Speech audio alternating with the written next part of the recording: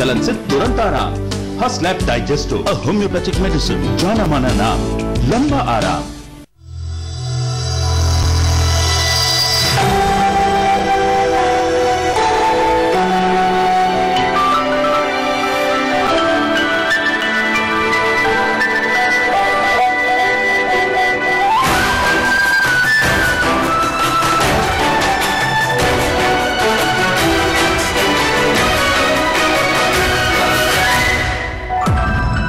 Aditya Birla Group, taking India to the world.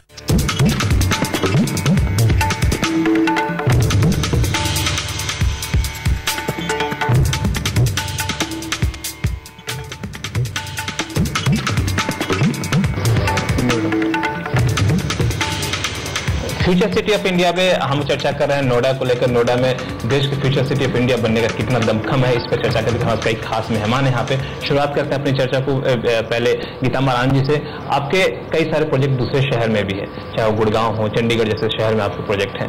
तो नोएडा के पास कोई अच्छी बातें इस पर हमने चर्चा की जिससे दूसरे शहर सीख सकते हैं। नोएडा को क्या कुछ सीखने की जरूरत है दूसरे शहरों से, चूंकि आपको दूसरे शहरों का अच्छा खासा अनुभव है? नहीं, एज सच नोएडा को ही नहीं, पूरे जो आपके अर्बन डेवलपमेंट डिपार्टमेंट्स हैं वेरियस स्टेट्स के, उनको ये चीज सीखने की जरूरत है। अगर आप मैकेंजी रिपोर्ट देखें तो 2030 तक वो कहते हैं कि 70% हिंदुस्तान की आबादी शहरों में रहेगी और 53 करोड़ आदमी लोग और रह रहे होंगे शहरों में।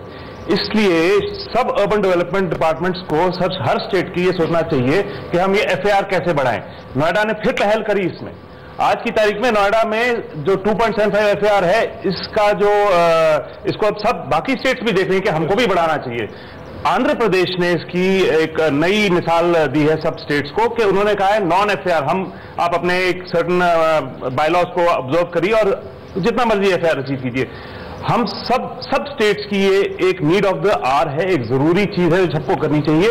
वो है कि हम और बिल्डिंग्स कैसे बनाएं, क्योंकि जितनी सप्लाई आएगी मार्केट में उतना ही रेट कम होगा। नोएडा ने फिर इसमें पहल करी एक्सटेंशन को लाके 2200 रुपए 2200 रुपए स्क्वायर फुट में फ्लैट NCR में मिलना असंभव था, किसी ने सपने में भी नहीं सोचा होगा कि इतना सस्ता फ्लैट NCR में मिल सकता है। नोएडा ने फिर इस चीज में पहल करी। सो इस लिहाज से नोएडा बहुत आगे है सोच में, प्लानिंग में।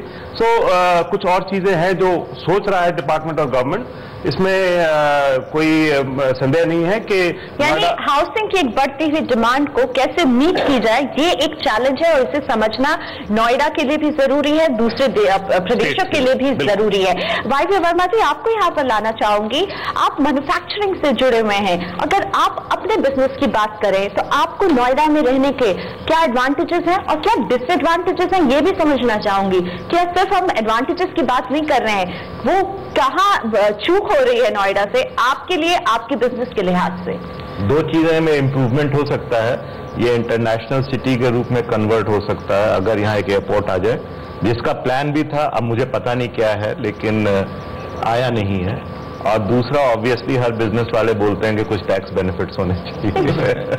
बिल्कुल आपने सही कहा कि एयरपोर्ट होनी चाहिए, और टैक्स बेनिफिट तो खैर यहाँ केंद्र सरकार के विषय में आता है तो बड़ा मुश्किल होता है। और कई सारे मेहमानों ने हमें कई सारी बताई कि यहाँ पे डेवलपमेंट की क्या क्या और गुंजाइश है। त्रिपाठी साहब से जानना चाहूंगा, क्योंकि आप बहुत ही गहराई तक जानता है यहाँ पे विकास कैसे हुआ और कितनी संभावना है। आपको क्या लगता है, एयरपोर्ट जैसी बात हो, रेलवे की बात हो, अंदरूनी इंफ्रास्ट्रक्चर जो बाहर तो सड़कें बन गई, एक्सप्रेसवे बन गया, लेकिन अंदरूनी इंफ्रास्ट्रक्चर कैसे विकसित किया जाए, इसकी संभावना कितनी देख रहे हैं आप? नहीं, देखिए ये बात सही है कि अगर इसको और आगे जाना है तो एयरपोर्ट होना चाहिए।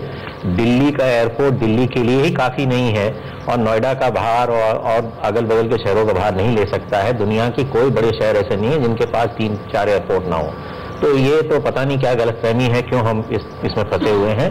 यहाँ एयरपोर्ट होना बहुत जरूरी। दूसरी बात है कि दादरी से एक लाइन नोएडा होते हुए तुगलकाबाद, ओखला, वो दिल्ली को ही फायदा करेगी और जो बदरपुर स्टेशन है, बदरपुर का पावर स्टेशन, उसको भी फायदा करेगी।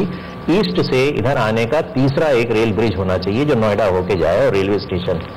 इसके अलावा मैं ये सोचता हूँ कि हम नोएडा में, क्योंकि आबादी बहुत बढ़ रही है, तो वेस्ट डिस्पोजल, तो सॉलिड वेस्ट डिस्पोजल और साथ ही साथ जो म्युनिसिपल वेस्ट डिस्पोजल है और जो सीवेज ट्रीटमेंट है, क्योंकि नदी को हम गंदा ना करें और हमें पानी की आवश्यकता और बढ़ती जाएगी। फॉर्चुनेटली हम जमुना के बेड में पानी तो निकाल लेते हैं, लेकिन क्वालिटी ऑफ पानी ठीक नहीं है, वाटर ठीक नहीं है। तो गंगा वाटर जैसा भी नागर साहब ने कहा कुछ मिल रहा है, वो आगे हमें देखना पड़ेगा। जो इंटरनल रोड्स हैं, खास तौर से जो 1 to 10 सेक्टर है, जो इंडस्ट्रियल सेक्टर्स है, उनकी इंटरनल रोड्स ठीक नहीं है, वहाँ ड्रेनेज भी चौक हो गई है।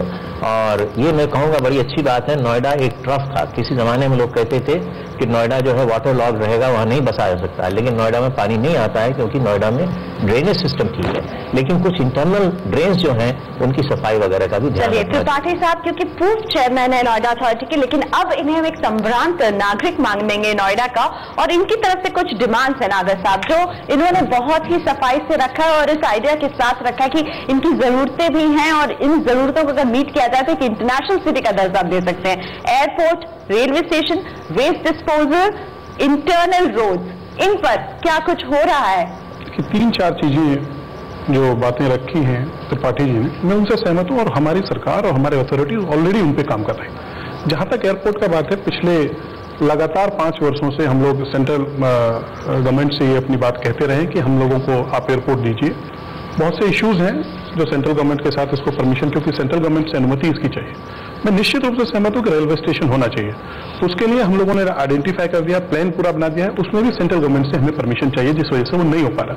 जहां तक जो इंडस्ट्रियल सेक्टर्स है उनकी रोड्स की बात है, मैं बिल्कुल सहमत हूं, उनकी कंडीशन बहुत अच्छी नहीं थी, लेकिन अभी हम लोगों ने डिसीजन लिया है कि जितने भी हमारे इंडस्ट्रियल सेक्टर्स हैं उसमें अब हम सीसी रोड बनाएंगे और उस पर ऑलरेडी काम कर चुके हैं। और जो वेस्ट मैनेजमेंट की बात उन्होंने की है, हम लोग इसके लिए लैंड आइडेंटिफाई कर चुके हैं। वेस्ट मैनेजमेंट के लिए हम लैंड आइडेंटिफाई कर चुके हैं और उस पर बहुत जल्द काम भी शुरू हो जाए।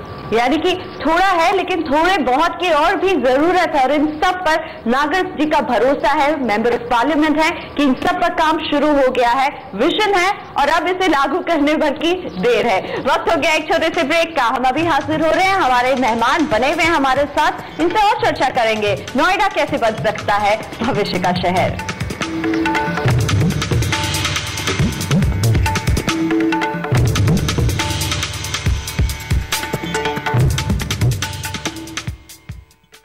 सपने सपने अपने घर लाओ, अपने अपने सपने घर लाओ।